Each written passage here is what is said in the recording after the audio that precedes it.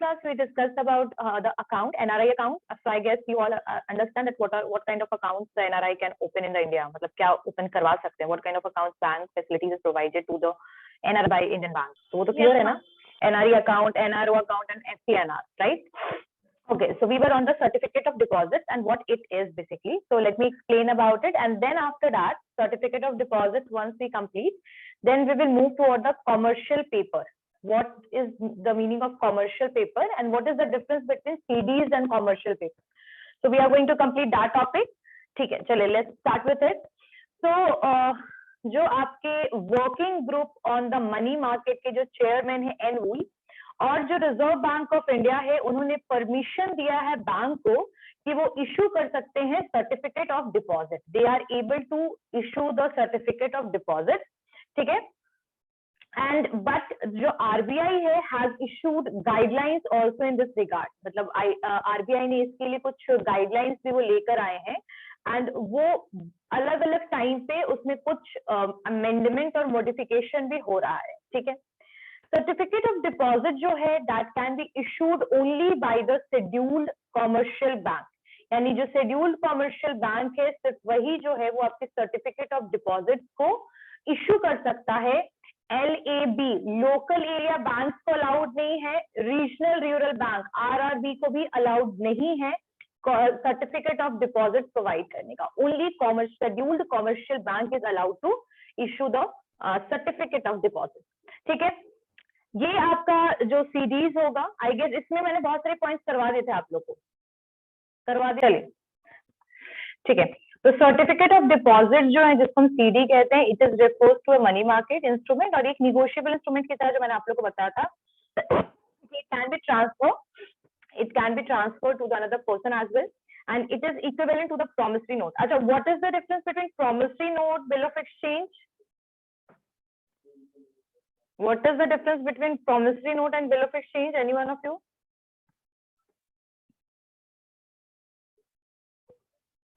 Okay. So basically जो promissory note है वो आपका जो person जो डेटर होता है वही इशू का promissory note, right? And आपका bill of exchange जो है that is issued by the creditor who gave money to the person, who will give the money to the person as a loan. जो दे चुका है या जो देगा बेसिकली पैसे आपको, उसकी वो पर्सन खुद ही आपको बिल ऑफ एक्सचेंज इश्यू करके देगा. तो सर्टिफिकेट ऑफ डिपॉजिट जो है it is a kind of we can say it is a equivalent to the promissory note. It is either in a demat form which I already told you. In electronic form में ये हो सकता है या तो फिर ये आपके फिजिकल फॉर्म यानी कि आपके पेपर की जैसे भी वो हो सकता है. फिजिकल फॉर्म एक सर्टिफिकेट की तरह भी वो हो सकता है. ठीक है. ये जो इंस्ट्रूमेंट है ये हमें इशू तब करती है बैंक जब हम कोई पैसा, कोई अमाउंट जो है, फंड जो है वो बैंक में कुछ स्पेसिफाइड टाइम पीरियड के लिए डिपॉजिट करते हैं. ठीक है. सर्टिफिकेट ऑफ जो आपका डिपॉजिट है वो इशू कौन कर सकता है? तो मैंने आपको बताया था कि all the scheduled commercial bank excluding the RRBs and the local areas bank. तो local areas bank and regional rural bank जो है वो इसमें इंक्लूड नहीं होंगे. उसके अलावा आपका फाइनेंशियल इंस्टीट्यूशन जो है लगभग जो भी आरबीआई के द्वारा जिनको भी ये परमिशन मिला है सीडीज के लिए, they can issue the certificate of deposit या सीडी. जो कमर्शियल बैंक है वो सर्टिफिकेट ऑफ डिपॉजिट जो है they can issue as per its own requirement. ठीक है.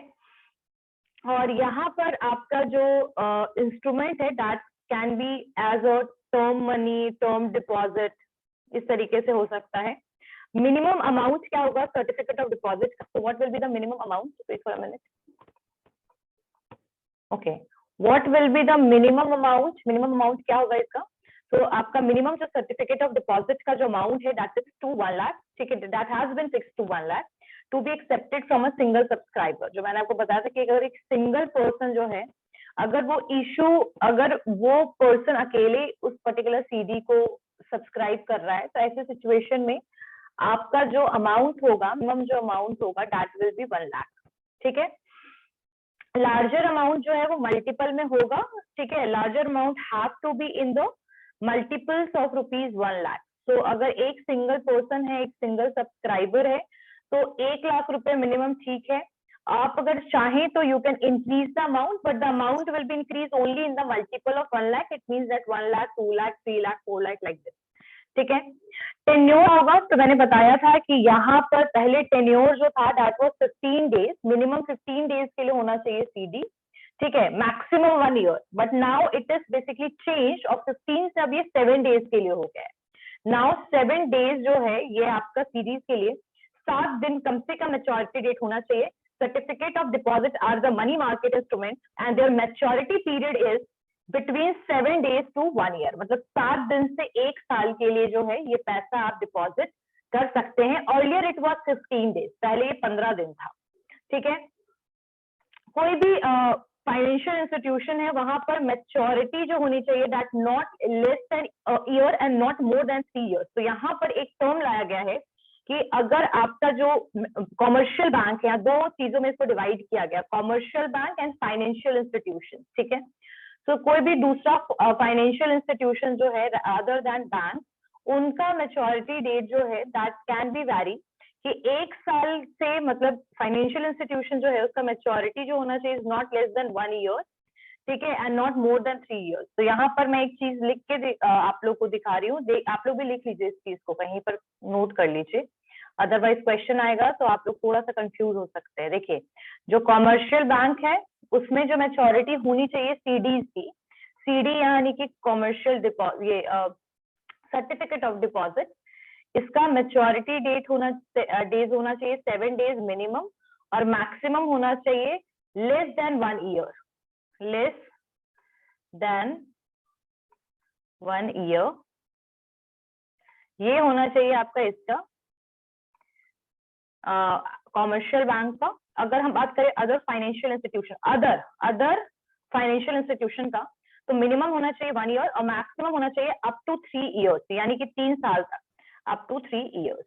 सो यहाँ पर याद रखिएगा कि क्वेश्चन आएगा कि कॉमर्शियल बैंक में मिनिमम क्या है मैच्योरिटी का सीडीज का, तो you can right 7 days, maximum क्या है तो लेस देन 1 ईयर। अगर वही क्वेश्चन आता है आपके नेक्स्ट में कि आपका मिनिमम क्या है अदर फाइनेंशियल इंस्टीट्यूशन में, तो यू कैन राइट 1 ईयर और maximum up to 3 years, it means 3 साल तक, ठीक है। So this is the tenure of certificate of deposit. Clear हो गया सबको? Everyone?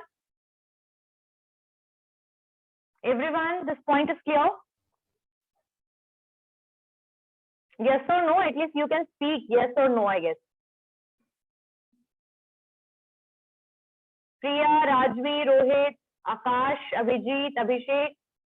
This point is clear? Yes, ma'am. Okay. चलिए. How CDs can be transferred from one person to other? So I said that CDs are basically negotiable instruments. So if CD has been issued in the physical form, यानी कि वो एक physical form में, यानी एक piece of paper पे वो mentioned है, यानी एक certificate की तरह वो है, ठीक है, they can be freely transferred by the endorsement and delivery, यानी कि आप endorse कर दीजिए, you can sign in back and you can basically endorse that particular instrument, that CD to the other person, या फिर and if they have been released in DMAT form, और अगर वो DMAT form में है यानी कि वो इलेक्ट्रॉनिक फॉर्म में है, so they can be transferred as per the procedure applicable to other DMAT securities. तो जैसे अदर डीमैट का मतलब क्या होता है, डीमैट में आपको याद होगा, डीमैट अकाउंट में आप सिक्योरिटीज में ट्रेड करते हैं ना, तो यहाँ पर वही चीज बोला जा रहा है कि अगर वो फिजिकल फॉर्म में है तो आप इंडोर्स कर दीजिए, साइन कीजिए और उसको डिलीवर कर दीजिए अदर पर्सन को। लेकिन अगर वो डीमैट अकाउंट में है तो जैसे आप सिक्योरिटी ट्रांसफर करते हैं, ऐसा कुछ किया है आपने सिक्योरिटी से रिलेटेड, जैसे आप डीलिंग करते हैं डीमैट अकाउंट में, वैसे ही आपको वो डीमैट फॉर्म वाला सीडी भी ट्रांसफर करना पड़ेगा, ठीक है, अदर पर्सन को, ठीक है। Okay, next one is what is the difference between the commercial paper and certificate of deposit. तो यहाँ पर आपको ये सारे कॉन्सेप्ट क्लियर हो गए ना कि सीडीज क्या होता है। सर्टिफिकेट ऑफ डिपॉजिट जो है that is basically a negotiable instrument and it can issued in the demat form और in the physical form, it is negotiable, it can be transferred, but for the commercial bank it is the maturity is between 7 to 1 year, 7 days to 1 year, and for other financial institution it is minimum 1 year to up to 3 years, ठीक है। It cannot be issued by other banks like LAB, local area banks, and RRB, regional rural banks. It can only issued by scheduled commercial bank. ठीक है, clear हो गया सबको? And minimum and maximum that is clear I guess, right? तो एक person अगर चाहे तो 1 लाख रुपए देगा, मिनिमम 1 लाख है, मैक्सिमम जो भी होगा that will be in multiple of 1 lakh. ठीक है, सो ये एक तरीके से शॉर्ट टर्म डिपॉजिट है, क्योंकि आप लोग देख रहे हो ज्यादा ईयर इसमें इंडल्ज नहीं है मैच्योरिटी विद के लिए। ठीक है, और ये जो सीरीज है that can be issue to the individual, और ये किसको किसको इशू हो सकता है, तो ध्यान दीजिएगा, such series can be issued to individual, यानी जैसे मैं, आप लोग, जो हम लोग हैं individuals, it can be issued to the corporation. Corporation it means to the companies, right? And corporation को हो सकता है, ट्रस्ट को हो सकता है, कंपनीज को हो सकता है, फंड्स को, एसोसिएशंस को, इन सबको ये सीरीज जो है ये इश्यू किया जा सकता है। नॉन रेसिडेंट जो इंडियंस हैं, नॉन रेसिडेंट इंडियंस वो होंगे जो 182 डेज से कम इंडिया में स्टे करते हैं। ठीक है, इट मींस अराउंड 6 मंथ से जो कम स्टे कर रहे हैं, दे आर NRI। ठीक है, in a 1 financial year, so they may subscribe to such certificate, यानी वैसे सर्टिफिकेट को वो भी ले सकते हैं, लेकिन that is on the non repatriable basis। non repatriable का मतलब ये है कि वो जो CD है अगर में वो मैच्योर होगा तो आपको रूपी फॉर्म में मिलेगा, और आप उसको repatriable फॉर्म में, it means that CD is not going to transfer to the another country। ठीक है, अनदर फॉरेन कंट्रीज में आप उसको ट्रांसफर नहीं करवा सकते हो।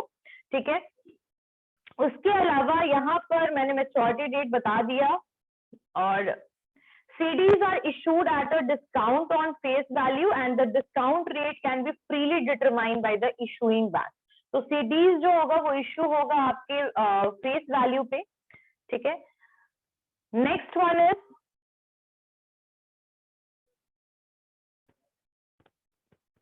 ठीक है, RBI हो गया, 1 लाख हो गया, मल्टीपल हो गया। ठीक है, हाँ, एक नया इसमें एक प्रोविजन आया है जो आपके 30 जून 2002 के बाद आया है, वो ये है कि जो फाइनेंशियल इंस्टीट्यूशंस है ना, वो रिक्वायर है जब भी वो इशू करेंगे CDs, तो वो करेंगे आपके डीमैट फॉर्म में, यानी फिजिकल फॉर्म वाला वो जो आपका फैसिलिटी था that was totally removed from 2002। जून 2002 से ये हो गया है कि आप जो भी आपका सर्टिफिकेट ऑफ डिपॉजिट होगा that will B only issued in the demat form. ठीक है, बैंक्स एंड फाइनेंशियल इंस्टीट्यूशंस जो है ये आप लिख लीजिएगा कहीं, ये आप लोग। ठीक है, next one is difference between CDs and commercial paper. Commercial paper क्या है मैं पहले वो बता दूंगी आप लोग।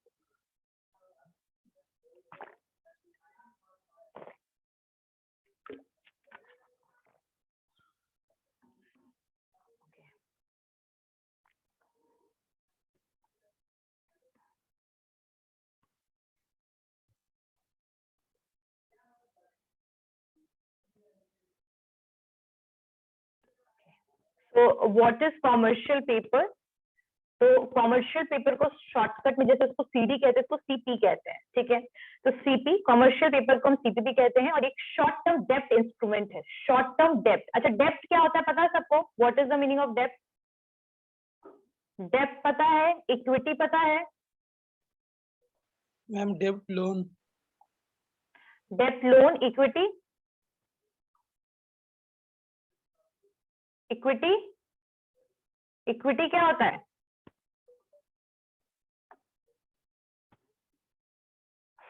डेप्ट इज लोन, ओके गुड।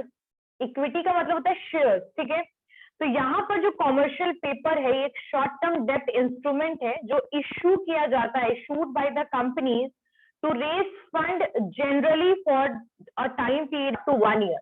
यानी 1 साल के लिए जब उन्हें पैसे लेने होते हैं तो for 1 year, up to 1 year, यानी 1 साल से कम या 1 साल तक जब इन्हें पैसे कंपनीज को लेने होते हैं तो उसके लिए ये इशू किया जाता है कॉमर्शियल पेपर। ठीक है, it is an unsecured money market instrument है और एक प्रॉमिसरी नोट की तरह ही है, और इसको इंट्रोड्यूस किया गया है इंडिया में इन 1990। Companies that enjoys high rating from rating agencies often use CPs, और ये कंपनी सबसे ज्यादा कॉमर्शियल पेपर जो है वो यूज करती हैं to diversify their source of short term borrowing. ठीक है, तो शॉर्ट टर्म बोरोइंग के लिए जो कंपनीज है, commercial paper is not issued by the bank, always remember it is issued by the companies for what? For raising the fund, and they are doing it for getting the fund from in diversified form. ठीक है, this gives investors an additional instrument. तो जो भी person जो भी इनको पैसा दे रहे हैं वो उनको ये additional instrument मिल गया। They are typically issued by large bank or corporation to cover the short term receivable. और ये जो है ये किसको इशू किया जाता है? They are typically issued by large bank or corporation. और ये कई बार बैंक भी करती है इशू जब उनको फंड या कुछ भी इस तरीके से फंड वगैरह के लिए। ठीक है, एंड सीपीज जो है दैट इज मिनिमम मैच्योरिटी इसका भी वही है 7 days और मैक्सिमम इसका 1 year है। ठीक है, और ये जो इंस्ट्रूमेंट है that should typically not go beyond the date to which credit rating is issuer is valid. जो भी आपका ये होगा, और इसका ये जो डेनोमिनेशन होगा ये 5 लाख से होगा और उसके मल्टीपल में होगा। तो लाइक सीडीज जो था that was in 1 lakh and multiple, it is 5 lakh and multiple, 5 lakh, 10 lakh, 15 lakh, 20 lakh, 25 lakh, like this. ठीक है, और सीपीज जो है that is not used by individual but it is used by the companies basically. पहले इसको डिफरेंस करा देती हूँ, लिखिए डिफरेंस लिखिए everyone. So what is commercial paper? I already describe about it कि commercial paper जो है CP है, short term financial instrument है।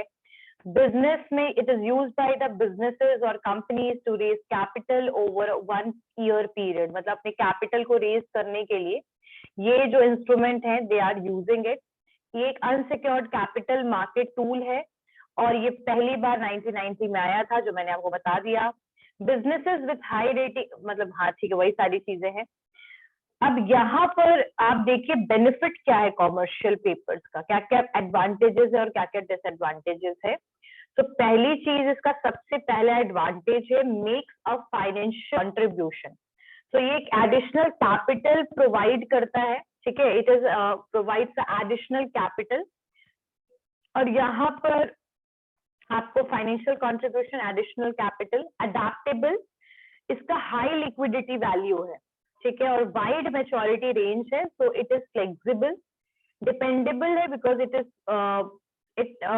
Is quite dependable and does not have any limitation. इसमें कोई लिमिटेशन वगैरह नहीं है, इट इज टोटली डिपेंडेबल। और companies can save money and get a fair return by using commercial paper, और commercial paper जो है उसका अच्छा खासा रिटर्न मिलता है। लॉन्ग टर्म फंडिंग सोर्स, 1 साल तक के लिए ये अराउंड 1 year। चलिए, ये तो इसके हो गया एडवांटेजेस। अब थोड़े से डिफरेंसेस देख लेते हैं कि इन दोनों में क्या डिफरेंस है।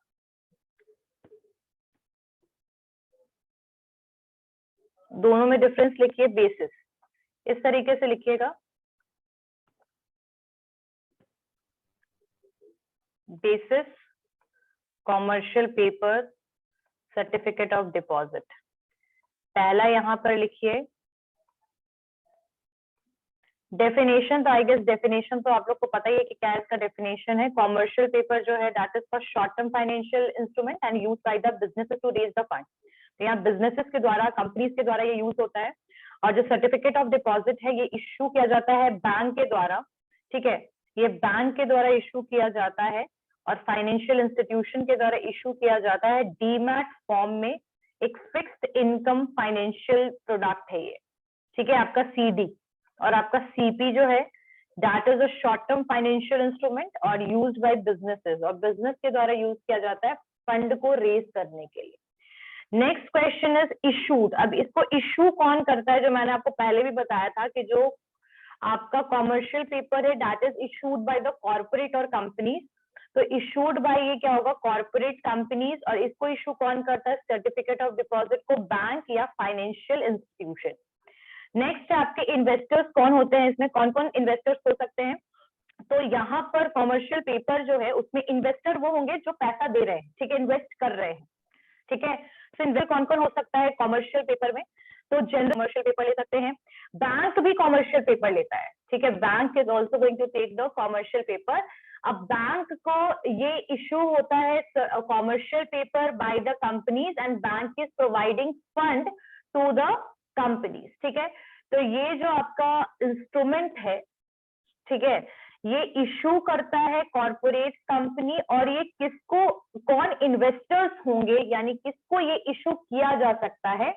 तो commercial paper can be issue to the general public, यानी जनरल पब्लिक को इशू किया जा सकता है, बैंक को इशू किया जा सकता है, अदर कंपनीज को इशू किया जाता है, ठीक है। आपका एनआरआई तक को भी इशू किया जाता है, नॉन रेसिडेंट इंडियन को भी आपका ये इशू किया जा सकता है आपका commercial paper.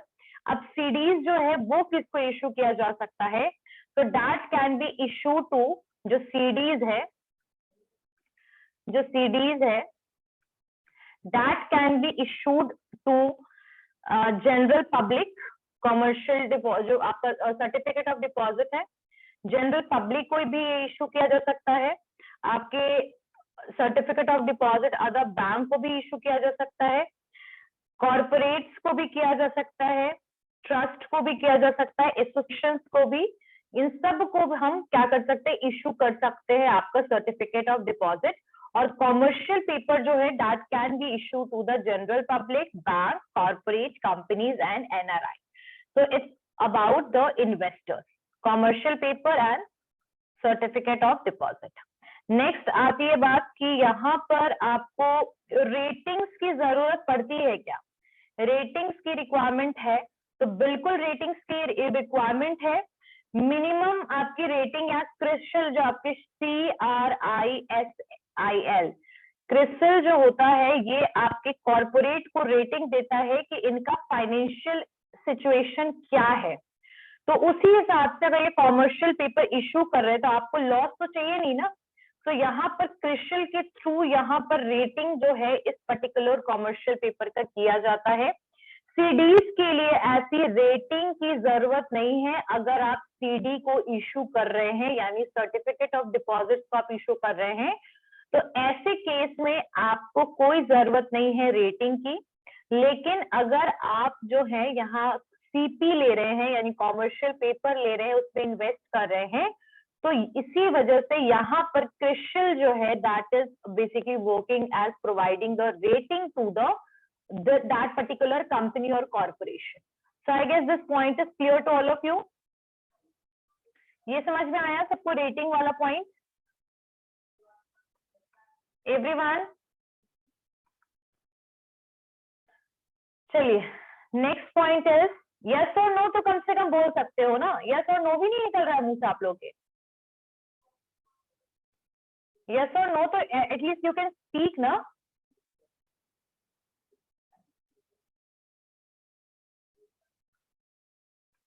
Next point, time period. Time period, time period में what is the time period for CDs and what is the time period of CPs. तो यहाँ पर देखिए आपका जो सीपी है यानी कॉमर्शियल पेपर जो है, इसके लिए आपका जो मिनिमम टाइम पीरियड होना चाहिए दैट इज 7 days, ठीक है, यहाँ 7 days होना चाहिए, और मैक्सिमम यहाँ पर 1 year होना चाहिए।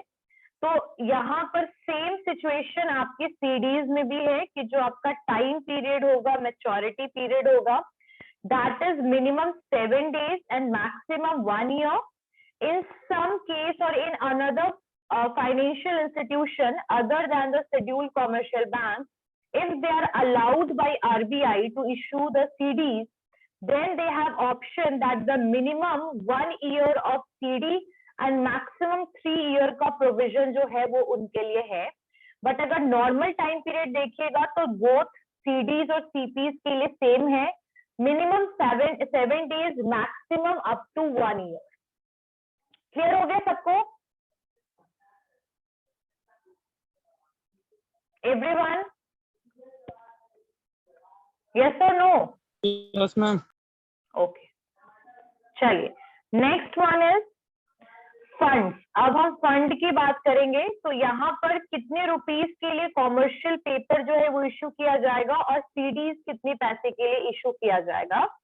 तो मिनिमम 5 लाख रुपए पर आपको कॉमर्शियल पेपर जो है वो minimum 5 lakh rupees at least you have, then after that you will get this commercial paper. तो अगर कंपनी चाहे तो 5 लाख रुपए से minimum it will be start for commercial paper, and for CDs minimum 1 lakh rupees होना चाहिए। So 1 lakh rupees is required to get CDs and 5 lakh rupees at least required to get CPs.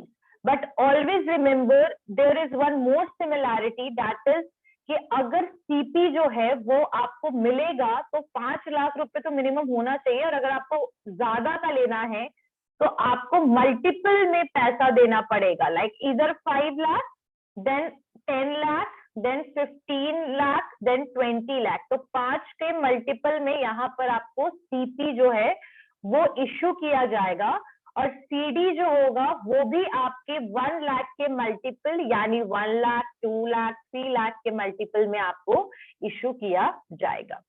Okay, so what is, अब यहाँ पर demat की बात करते हैं। तो क्या आपका कॉमर्शियल पेपर आपको डीमैट फॉर्म में मिलता है? तो मतलब यहाँ पर आपको दोनों फॉर्म में अवेलेबल हो सकता है। क्या आपका सीपी, सीपी यानी जो कॉमर्शियल पेपर है that can be issued in both form, demat form और the promissory note or physical form में the CPs can be provided to the investors, but in the case of the CDs it can only provided in demat account, because after 2002 there is one provision which is made regarding the CDs that it can be only issued in which form, demat form। तो यहाँ पर आपका जो commercial paper है ये आपको दोनों form में अवेलेबल हो सकता है, but in case of this one, in case of the CDs this can only issued in form of demat। तो डीमैट फॉर्म में आपके सीडीज जो है वो इशू होंगे।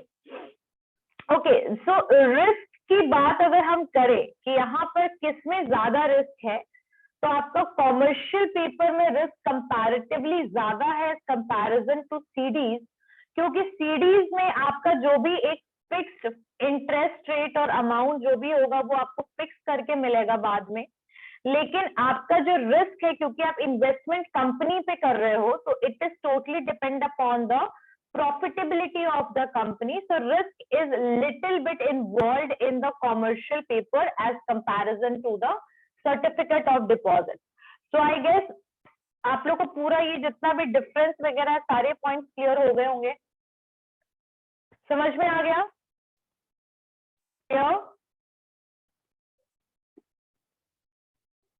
प्रिया, Abhishek, Rajvi, Akash, Abhijit, Rohit, this point is clear to all of you?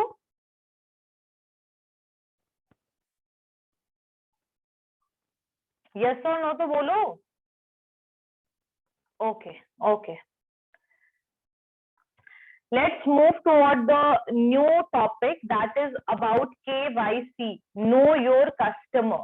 ठीक है, what is basically this know your customer concept is and why it is started, so I'm going to elaborate about it।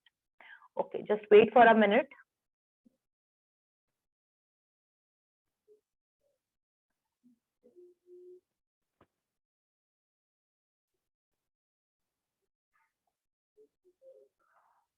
okay, so know your customer जिसको हम shortcut में कहते हैं KYC। अगर आप लोग में से किसी ने भी पेटीएम वगैरह आप लोग यूज कर रहे होंगे तो आप लोग को पता होगा कि बीच में पैसा जो था दूसरे अकाउंट में ट्रांसफर होना बंद हो गया था, because we have to complete the KYC system which was introduced in India. ठीक है, सो यहाँ पर KYC क्या है और इसकी क्यों जरूरत है, what does it mean? So KYC process है to which bank used, bank जो है ज्यादातर KYC को यूज करती है ताकि आपका एक प्रॉपर इंफॉर्मेशन, पर्सनल इंफॉर्मेशन और आइडेंटिटी को वो इजिली इन्वेस्टिगेट कर पाए। ठीक है, सो इसी की वजह से जो KYC है द बैंक्स आर यूजिंग। सो बैंक जो है इसी वजह से, अगर मान लीजिए कि कोई भी पर्सन, ए पर्सन जो है वो बी पर्सन के अकाउंट में पैसा ट्रांसफर करना चाह रहा है, तो ए बैंक जो है वो ये क्लैरिफाई करेगा कि ये जो ट्रांजैक्शन हो रहा है ये किसके लिए हो रहा है, क्यों हो रहा है, ठीक है। तो no your customer is something which is related with the information, it is a process जिसकी वजह से बैंक जो है वो इंफॉर्मेशन जो है आपकी आइडेंटिटी, एड्रेस वगैरह को वेरीफाई कर पाती है, इन्वेस्टिगेट कर पाती है, ठीक है। ये जो प्रोसेस है ये हेल्प करता है बैंक को, ठीक है, ताकि जो बैंक की सर्विसेज है वो मिसयूज ना कोई करे, ठीक है, कोई फ्रॉडुलेंट एक्टिविटीज ना हो। इसी वजह से केवाईसी जो है, नो योर कस्टमर का कॉन्सेप्ट बैंक लेकर आए। जो केवाईसी प्रोसीजर है is to be completed by the bank while opening account and also periodically update the same. तो केवाईसी की जरूरत सिर्फ आपको एक तो ये रेगुलर प्रोसेस है कि अगर आप कभी भी बैंक अकाउंट ओपन कराते हैं तो they want to know about you, तो उस समय पर भी आपको केवाईसी के लिए फॉर्म प्रोवाइड किया जाता है जिसको आपको फिलअप करना पड़ता है।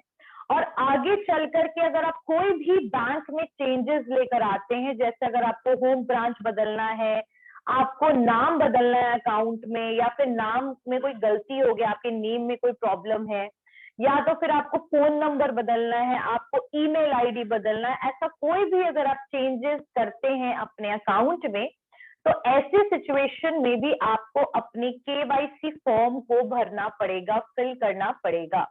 तो केवाईसी जो है it is started when you basically open the, जो आपका अकाउंट ओपन हो रहा है बैंक में, और साथ में आपका रेगुलर अपडेशन अगर आप कर रहे हैं, जैसे कुछ भी चेंजेस लेकर आ रहे हैं, तो उस समय भी आपको नो योर कस्टमर के फॉर्म को फिल करना पड़ेगा। अब केवाईसी की रिक्वायरमेंट क्या है जब बैंक अकाउंट ओपन करते हैं, तो केवाईसी के लिए क्या क्या रिक्वायरमेंट की जरूरत है जब आप बैंक अकाउंट ओपन कर रहे हैं।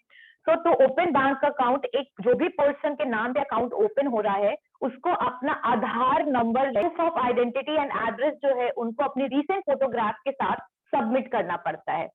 यानी जैसे आप लोगों ने आधार कार्ड पे देखा होगा कि आधार कार्ड पर हमारा कौन सा बेसिकली एड्रेस होता है, हमारा परमानेंट एड्रेस होता है। तो बैंक जो है वो आपके एड्रेस प्रूफ और आपके आइडेंटिटी और रिसेंट फोटोग्राफ के साथ आपकी केवाईसी जो है वो कंप्लीट होती है। फॉर्म फिल कीजिए, उसमें फोटो लगाना पड़ता है, और उसके बाद रिसेंट फोटो, और उसके बाद एक आईडी जो है, आइडेंटिटी आपका जो भी प्रूफ है वो भी आपको उसके साथ लगाना पड़ता है, हमेशा याद रखिएगा, ठीक है। कितने लोग में है जो केवाईसी फॉर्म कभी फिल किया है आपसे, हैंड रेज कीजिए। हाउ मेनी ऑफ यू जिन्होंने केवाईसी फॉर्म जो है वो फिल किया है कभी भी बैंक में, कितने लोग हैं? How many of you? Priya, Abhishek, अभी तो बोलना नहीं है, अभी तो हैंड रेज करना है।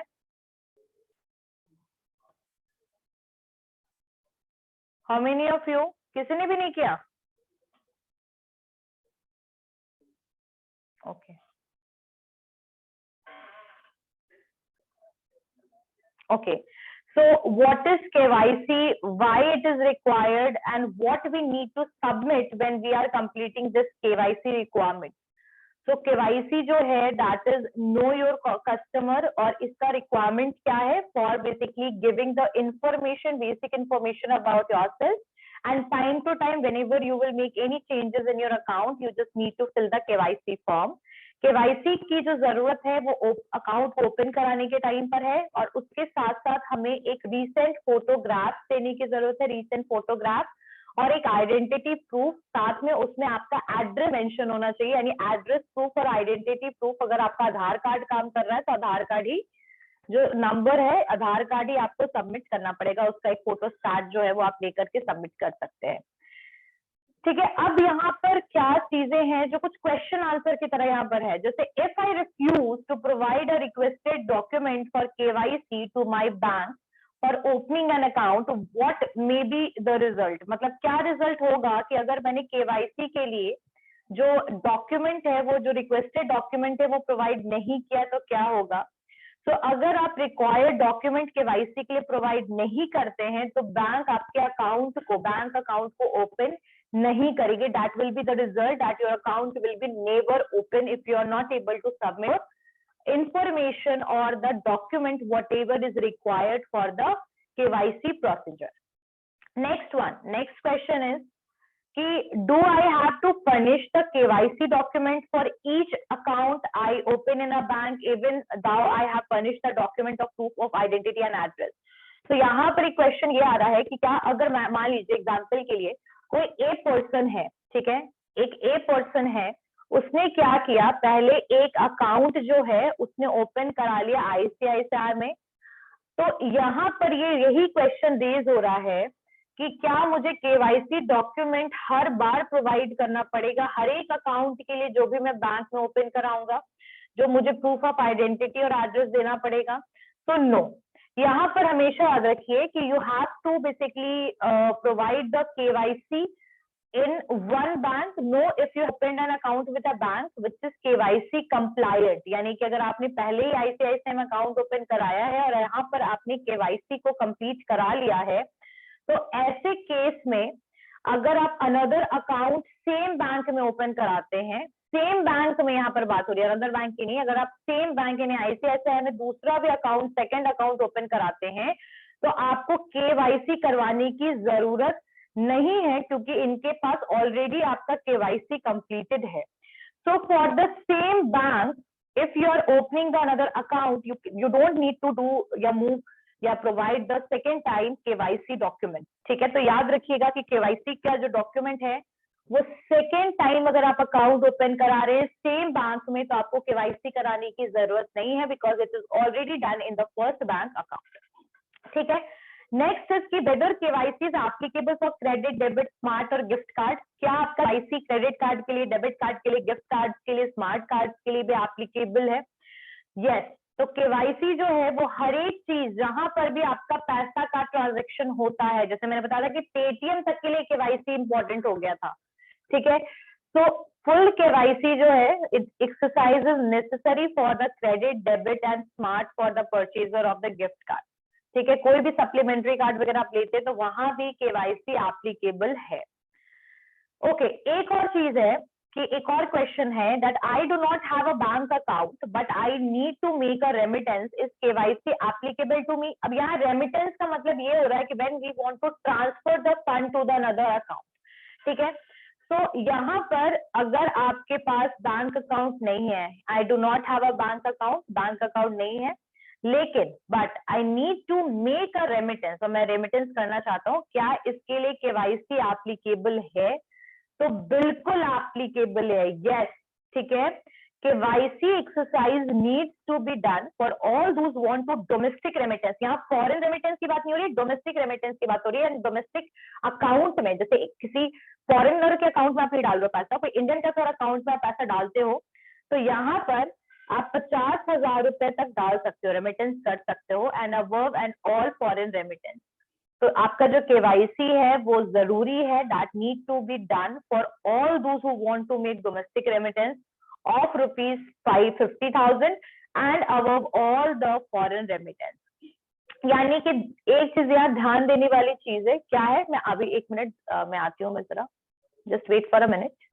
यहाँ पर क्वेश्चन था कि अगर मुझे पैसा जो है वो रेमिटेंस है ना, रेमिट करना है या ट्रांसफर करना है, कुछ भी ऐसा करना है, तो क्या KYC उसके लिए जरूरी है?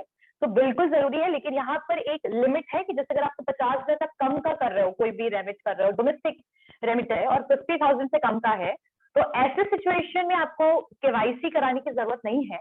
लेकिन अगर आपका 50,000 से ऊपर का ट्रांजेक्शन है, रेमिट हो रहा है पैसा, तो फॉरेन ट्रांजेक्शन के लिए and above the amount of 50,000 for the domestic remittance you required KYC।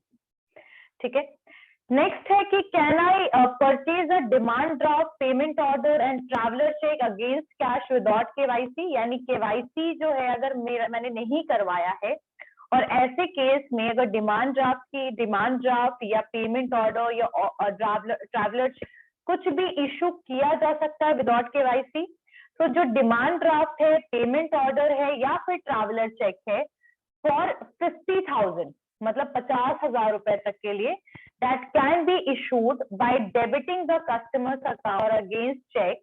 ठीक है, तो यहाँ पर 50,000 रुपए तक वाला जो सीन है, जो मैंने आपको रेमिटेंस वाले में बताया था कि यहाँ 50,000 रुपीज तक जो भी आपका चेक है, traveller cheque, demand draft, payment order, वो सब आपका आराम से इशू किया जा सकता है चेक के बेसिस पर या फिर आपके अकाउंट से पैसे को डिडक्ट करके without KYC.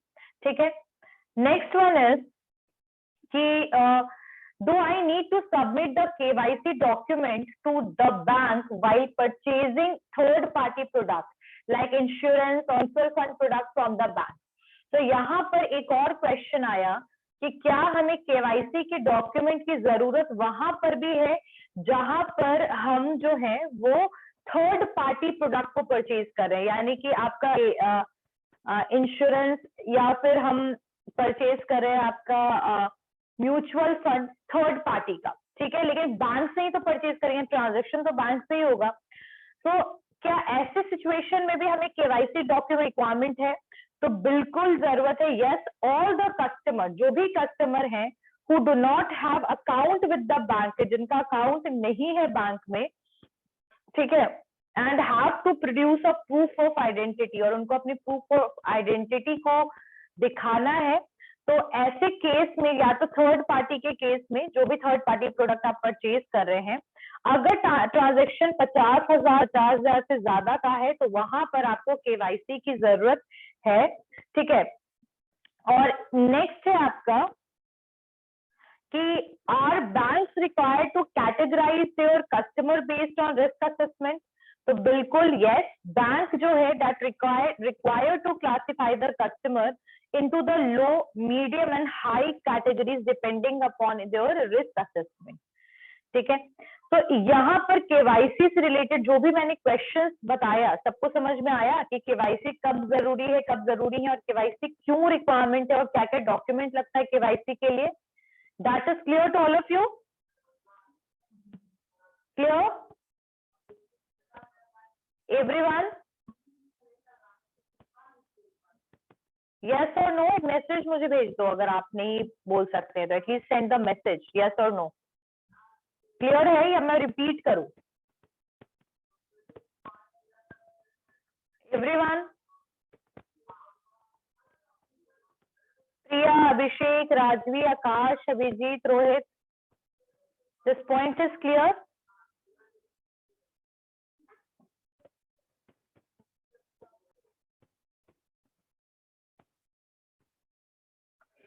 Okay, so these points I already elaborated. Next one is know your customer का basically objective क्या है? तो मैंने आपको बताया था कि what is the objective of it.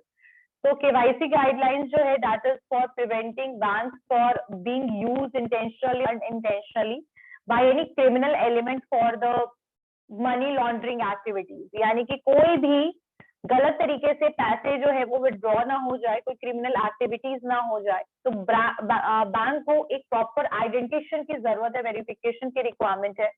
तो इसी के लिए वो केवाईसी जो है वो बैंक जो है आजकल करवाती है कस्टमर्स का फॉर फाइनेंशियल डीलिंग। और केवाईसी जो है आरबीआई ने केवाईसी के लिए कुछ पॉलिसीज इनकॉर्पोरेट किया है, और वो कौन कौन सी पॉलिसीज है? So the first policy is customer acceptance policy. The second one is customer identification procedure. Third one is monitoring of transaction, and the fourth one is risk management. So in the next class, I'm going to elaborate about all these points. So आज हम करते हैं customer acceptance policy. तो customer acceptance policies में क्या है कि ये पॉलिसी जो है ये आपको एडवाइस देती है, बैंक को एडवाइस देती है, कुछ गाइडलाइंस प्रोवाइड करती है related with the customer relationship, because customer और बैंक जो होते हैं they are in the contractual agreement और कॉन्ट्रैक्चुअल रिलेशनशिप, जहां पर बैंक जो है वो आपको एक बेनिफिट दे रहा है कि आप अपने पैसे को बैंक में डिपॉजिट कर सकते हैं और आप समय पर अपना उस पैसे को विड्रॉ कर सकते हैं for the safety purpose the people are using bank. ठीक है, तो no account is opened in the anonymous और द फिशियस और बेनामी नेम, यानी कोई भी ऐसा अकाउंट ओपन नहीं होगा जो बहुत फिशियस और मतलब आप बिना मतलब का सिर्फ ऐसी बेनामी बिना नाम का कोई अकाउंट जो है that can not be open. The second one is जो बैंक है वो क्लियरली डिफाइन करेगा risk perception in terms of nature of business. ठीक है, तो लोकेशन क्या है कस्टमर का, क्लाइंट अगर पेमेंट करता है तो उनका मोड ऑफ पेमेंट क्या है, वॉल्यूम ऑफ टर्नओवर क्या है, यानी कि हर महीने वो पर्सन जो है लगभग हर साल कितने रुपए का ट्रांजेक्शन करता है, और उस पर्सन का सोशल और फाइनेंशियल स्टेटस क्या है। तो ये सब चीजों को जानने के लिए बैंक जो है क्लियरली डिफाइन करने के लिए जो बैंक है दे वांट अ केवाईसी, ठीक है। और उस हिसाब से बैंक जो है, मैंने बताया था आपको कि कस्टमर को कैटेगराइज करता है लो, मीडियम और हाई रिस्क में, ठीक है। कस्टमर जो बहुत हाई लेवल रिस्क में है उनको मॉनिटर किया जाता है कि वो कौन पर्सन है जो बहुत ज्यादा ट्रांजेक्शन उनके अकाउंट में हो रहा है, ठीक है। तो इसी वजह से एक केवाईसी की रिक्वायरमेंट है for customer acceptance policy. In the next class I am going to elaborate from this point only, इसी पॉइंट से कस्टमर एक्सेप्टेंस पॉलिसी से हम लोग अपना नेक्स्ट क्लास करेंगे। और इसके जितने भी पॉइंट्स हैं ये बहुत इंपॉर्टेंट, एग्जाम में केवाईसी आया हुआ है, तो इसके लिए इसको पढ़ना जरूरी है। तो इसको एक बार अच्छे से आप लोग भी रीड कर लीजिएगा, that this chapter is in customers account with the bank, यहाँ पर आपका ये चैप्टर है। Okay, see you all in the next class.